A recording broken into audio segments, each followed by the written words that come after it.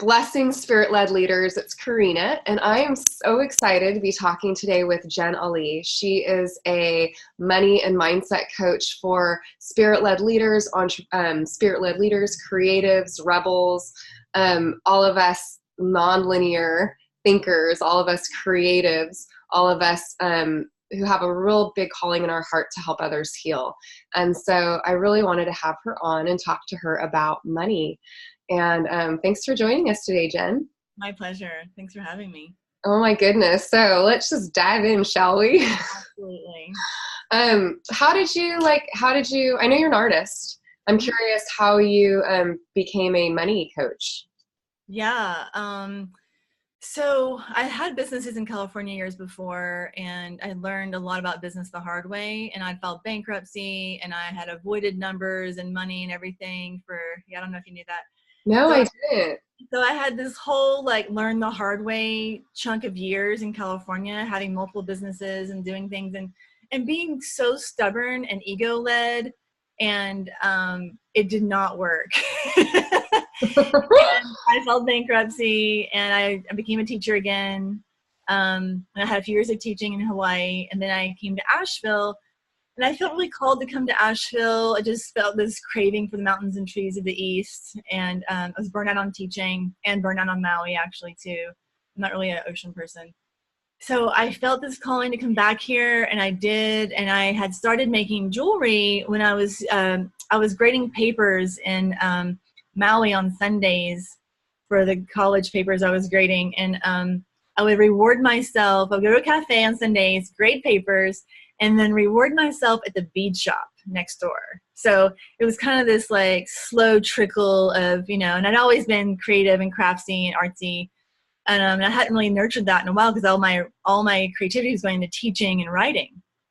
And then I moved to Asheville, and I started a jewelry business, making jewelry, and it was this prolific creativity and just bootstrapping this creative-based business as a product-based business was very different from the service-based businesses I had run before, and it was a strong learning curve.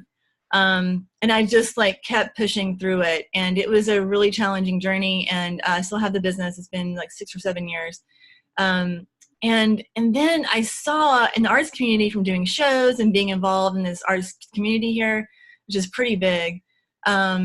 I saw the starving artist stuff happening, and I just felt so frustrated because I'm all you have to do is stretch yourself into this other thing. But I also realized more recently that I wasn't great at math growing up. Math, third grade, I had a memory of my worst grade was in math. And then in high school, I had to get a math tutor to be able to pass and stuff like that. And I was liberal arts all the way. I was just always right brain, art, writing, history, whatever. Just so far from the business department, I didn't even know where it was, You're speaking right to me. Yeah. And when I had my first businesses, I did this thing where I would have my bookkeeping from the previous year done in March of the next year. So I was totally avoidant, totally oblivious, and resistant, really resistant of anything to do with money, business, whatever, sales, all of it. And I learned from a company based in California called Thrive Academy. I studied with them for years, worked for them, and they taught right brain people how to do business. And so I learned a ton from them, and that was priceless to me because I actually got it. I got business in a way that I hadn't been able to get before, and I was open and receptive to it. So now I help those people, those of us who feel we resist the money, marketing, sales, all that stuff. And, but we have a lot to offer. The world needs what we have to offer, and the world needs more and more of it all the time. The beauty, the healing, all of it. And so, we're doing the world a disservice by not stretching into those areas where we're uncomfortable. That's a spiritual practice.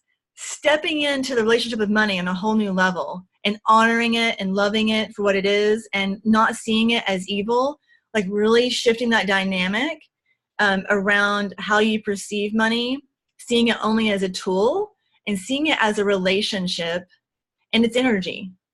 And transforming that perspective around money is so huge. And a lot of times, even when people have the business marketing and sales trainings, they have a cog in the wheel with the money mindset stuff because they block it, because there's blocks that they have from past experiences, unconscious beliefs. I mean, I could go on and on, you know, so like unpacking all that and getting to a clear place so that, you know, it's more about the service you're offering and that relationship as well. And not so much about what you're resisting or what you're avoiding, because that takes a lot of energy as well. Wow, this is so powerful. I mean, to talk about your relationship with money really like as a spiritual practice. Absolutely. Because from my experience, you know, absolutely having been the starving artist and, you know, having made big declarations like money doesn't matter to me, I have to laugh because the thing is that when it doesn't matter, when we treat it that way, when we're oblivious to it, we put our head in the sand, we're often like, we are starving. We're not nourished on many levels. And like, then what ends up happening for a lot of people is that they bow out, right? They give it up. You don't make it. It's not sustainable. And so this is a huge piece of building a sustainable, thriving business that actually supports your art and supports your spiritual life, right? Like I go on retreats and, you know, it's really important for me to have a certain amount of, you know, time with my family so that I feel nourished. I can't have any of that if my business isn't creating the income to support it. So yeah, this is awesome. I mean, I just have chills like talking about it. And then not focusing on the places where you're resisting is huge. Like, you know, not kicking your own ass about how oblivious you've been, but then just, you know, beginning again and moving forward. Yeah. What's some steps that a spirit-led person can take to develop like a better relationship with their money like today? Yeah. I think it's just like any relationship. You look at, because sometimes people have this thing about money where they feel like money hasn't shown up for them, kind of like that friend that didn't call you back. So it's like this resentment people have. So it's like really just coming to money and saying, hello, I see you. You know, I believe this about you, and I know it's not true. And I know that you're a tool that I can use to, you know, because just nail down the tool metaphor of what money is that, you know, taking a hammer. If you take a hammer, you can do a lot of damage with it, but you can also build something with it. Money is the same. It's just a tool. It's an energy. And it used to not even exist, you know, it used to just be barter, you know? So this thing we've made up is a thing now because, you know, it's been created and it's alive. And so then, you know, connecting with it and spending time with it, like just like a relationship, spending time with money. And then really honoring that time. Like for me, I was just like disrespected bookkeeping. I didn't know what to do or how to do it really either. And even though I got training sometimes too, I still just like had so much resistance that I just repelled, and I repelled money probably because of that as well. So yeah, what you resist persists too. So that's what I would say is just look at the relationship, see how much time you're spending with it, how much clarity you have. And the first step is really seeing like where you are, like imagine the little location finder, like finding that, where are you with money? You know, getting more clarity with where you're at, like how much money you have, how much money you spend, profit margins. I mean, I could make a long list there. There's so many areas like, you know, investments, debts, like all that. Get as much clarity as you can. And that's really showing money that you're spending time with it. You're not afraid of money. You're not afraid to face your relationship with money and wherever you're at. And you sit down with money and you have a, you know, powwow and you just talk and you say, okay, here we are. Great. Now what? You know, that's the first step. I love that. This is like money is a sentient being. It's like awesome. So awesome. So something that, and this feels really like inviting to me. This is like my language, having a relationship with money. What, and actually befriending it is what you're talking about. And I love this, like, I've believed this about you, and I realize it's not true. What do you find, like, if you could name the top 1 to 3 limiting beliefs that creatives or spirit-led leaders have around money, what would you say? I think that the biggest one can be in different forms, and it's identity. So it's the idea of the martyr, the starving artist, Wow. and that there's this collective agreement within these communities. Yeah, I just got chills. These collective agreements within these communities of scarcity. So scarcity is a collective agreement around scarcity. I know, my hairs are standing up on end. Oh my gosh. Yeah. Keep going. Wow. And it's self-perpetuating within these communities, And so, I've heard before that your purpose is the thing that pisses you off the most. And this is something that I really feel strongly about because, creatives and spiritual people we're the most abundant. We see things, we experience things in these rich ways, and that's our prosperity. And that's our freedom, no matter what. We always have that. That's how we see the world. That's how we experience the world and ourselves in life. And so when we put on top of that scarcity, it only limits us. And the scarcity it's like the shadow. It's like pushing away our own shadow, so that we're disconnected from the parts of our business that need us the most. Wow. Yeah, it's like this belief that we have that if we're making money, maybe we're taking it, maybe we're taking advantage of other people. Maybe it means, I have a friend who's quite like, she's powerful, and she's like very successful. And she has this, fear, sometimes that people might think that she's just in it for the money. Right. And so this ties really into like worthiness too. Yeah. How can you talk about how the two play together? Like, how does becoming more conscious of your money and relating to it better, increase your worthiness, and then vice versa? Because, we can go both ways if we're really feeling, anyway. So can you speak to that? I feel like what it really does is increases our capacity to receive.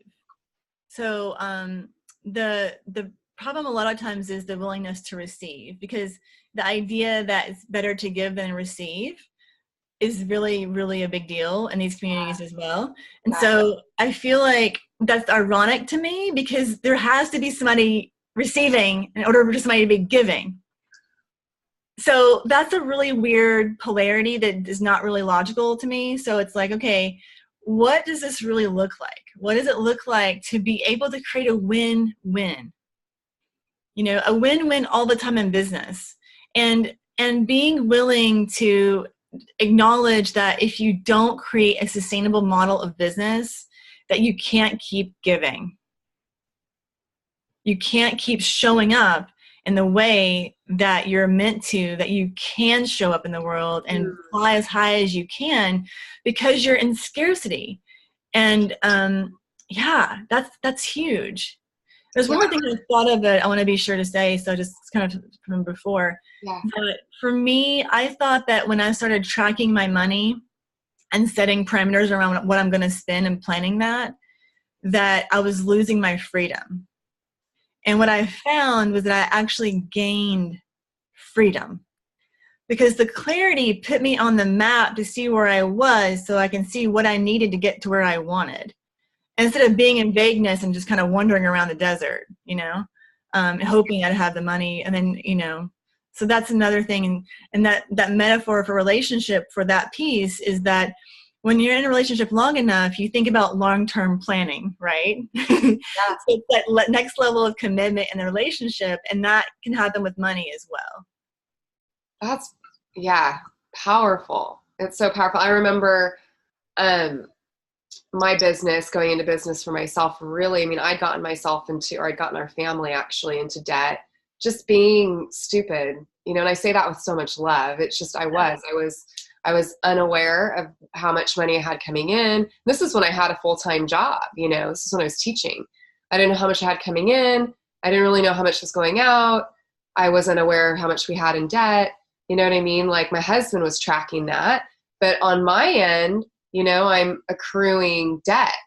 And, when I realized that, when he told me, I was, that was when I started to clean up my relationship with money. And when I started paying attention to it, just becoming aware of, gosh, how much am I spending on, things? How much am I spending, on coffee and food?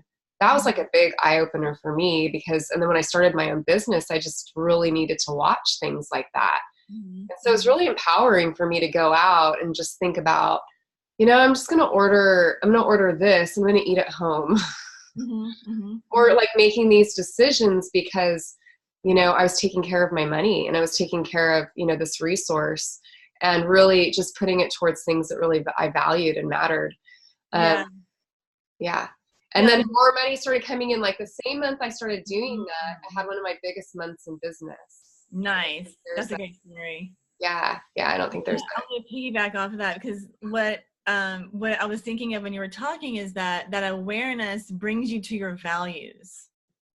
Because you see, when you look at how we spend money, you see our values and whether we're nurturing them consciously or unconsciously, because that's part of the relationship as well. It's like you get to say where you put your money and what you do with it, and one of the reasons I love working with this audience of spiritual and creative people is that they're going to do good things with it. They're going to do amazing things with it just in their lifestyle. They're making conscious choices. So that's a huge impact, it's huge. Yeah, absolutely. And I found like in my work and the people that I work with, something that has differentiated me and allowed me to build a sustainable business and grow, is I handled this piece. Like I got that I needed to run my practice like a business, Mm-hmm. and that I needed to think about the money piece. Mm-hmm. And I see a lot of people who don't do that. And again, they end up burning out and not creating the movement that they were designed to create, in the world.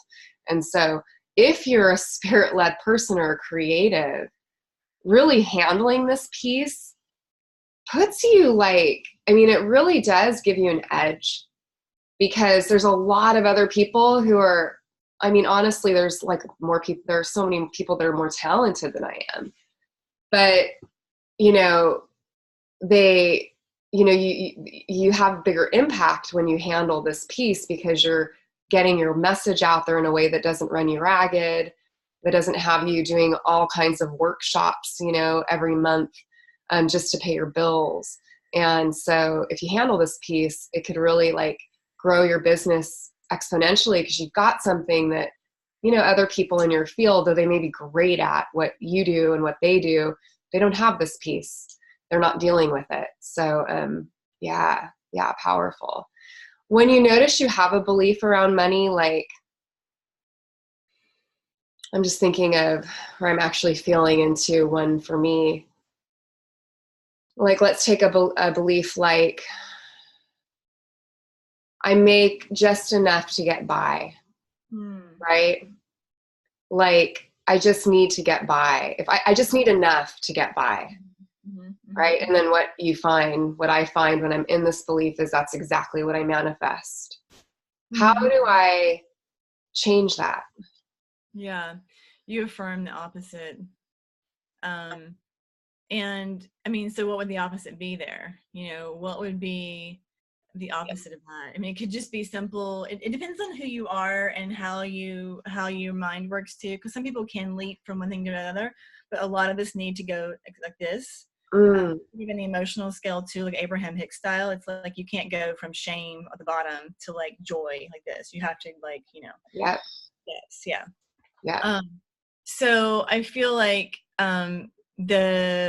it's I would say two things here. One is noticing that belief, or a few things here, I guess. Noticing the belief and saying, oh, that's interesting. I had that perspective. That's interesting. That's the access consciousness thing of just like really just being aware of it and being with it. And then like the question of what if I can make more? Like just being curious. Curiosity is a really high vibe. So being in curiosity of like, what would that look like? What would I do with it? Mm-hmm. And then I feel like it's always about the vision that you have and like what, because it's not about the money. Money is just energy. It's just a tool. It's really like, what would your life look like when you make double what you need, for Right. example, just to keep it simple. Right. So what would your life look like? What would you do with that money? And then write that down. Write that down and then go create a plan to create it and get support, you know? Yeah. Because it's like, it's just taking those next steps from the place of awareness. Okay, here I am. Here's what I notice. I don't know where that comes from. It doesn't really matter at this point. And remember, maybe I do know where it comes from and it's been there and it's self-perpetuating. But then being open to changing it. And probably being tired enough to change it or wanting something big enough to or being tired of it even. Yeah, you know? just being fed up. Yeah, you think about like the stress when I'm, in times in my life when I've been financially strapped and how freaking stressful that is. Absolutely. And then, and how I can't do things like go travel, right, with my family, which is something, that I, we love to do. And so I love this, like, making more money is not going to necessarily motivate us, but being fed up with the feelings that come up when we're not, and then, actually being curious about what we could create when we have more is, that just feels so good, right? I love that. And then tapping into the vision that comes from that and going deeper with that question of like, what do I really want? And what if I could have it? And what would that be? And just really going into that without fear, because a lot of times when you're in scarcity, it's risky to want what you don't have at that moment. Mm-hmm. But that desire is in you because it can happen. So that desire is in you because it can happen. Yes. That desire is in you because it can happen. Right? That's powerful. Yeah. That's powerful right there. It wouldn't be a doubt that so many of us have when we're lost in scarcity. Yes. Yes. Yeah. And that's why I believe too, that it's really important to get support to remind you that you can have your vision, helping you move out of the way, what's there in the way, and then being willing to remember the vision and to nurture those seeds, yeah. Well, and I'm a huge believer in support and coaching. It was like the main thing, like when I decided to invest in a business coach years ago when I first started my business, I haven't looked back. The things that you can create when you have support as opposed to just being off on and I don't care how smart you are. Yeah. Like I used to be like, I'm so smart, I can just figure this out. There's so much free content on YouTube. Like good luck with that one when it comes to changing, like, habits that are, have a lot of emotional, that are related to a lot of like hard emotions. It's like, right. You get help. So how can someone find out about you and like what you offer and talk to you about working with you? Absolutely. I would love to talk with people. So my website is just my name, JenAly coaching.com. Mm-hmm. So JenAly And so I offer a free gift there, and then you can book with me as well if you want to talk about working together. And I also have programs that are creating community and are more affordable because I believe in entrepreneurs working together in community, healing together, and the sort of borrowed benefits from community work like that. So well, that's awesome. So you could even get like a taste of it, and then you dive deeper if it's resonant. I love that. So yeah, beautiful, beautiful. And I would highly recommend anyone who's thinking about this, like absolutely jump in. And I would book, I would book a call with you, and just just get on her books. Like it's a free call, so you have to lose. Awesome. Well, I've like loved talking to you. You too, This has man. been Thank such a you. provocative and eye-opening and really healing conversation around money. Mm. And thank you for inspiring spirit-led leaders and artists, creatives to stop hiding out and start shining Mm. and living abundant, fulfilling lives so they can keep creating the work in the world that is, uplifting our hearts and our minds to the place where we're needing it the most. Yeah. Absolutely. My Yeah. honor. Mhm. Absolutely. Okay. Thank Awesome. you. Awesome. Well, and thank you everyone for joining us. Have a beautiful day and be well.